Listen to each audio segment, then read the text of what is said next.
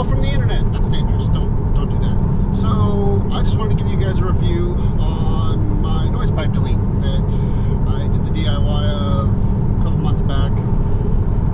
I was waiting on a new microphone for the camera because the sound wasn't so great. So hopefully this is much better.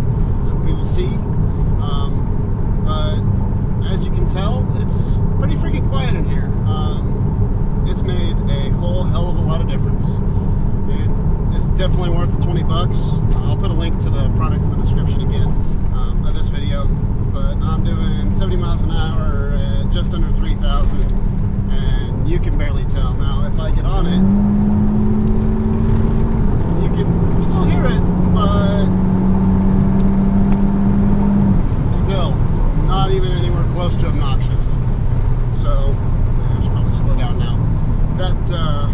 That delete is absolutely phenomenal. Now, some people like having a little bit of extra noise in the cabin. Nothing wrong with that. And if you do like that, then don't take out the noise pipe. But if you want a little bit quieter ride, a little more cozy on the ears, then I highly recommend doing it. If you have not watched the DIY video I did, I will put a link in the description of this video for you for that one as well. But overall, great 20 bucks spent, easy to do, and thanks for watching. Hope this helps.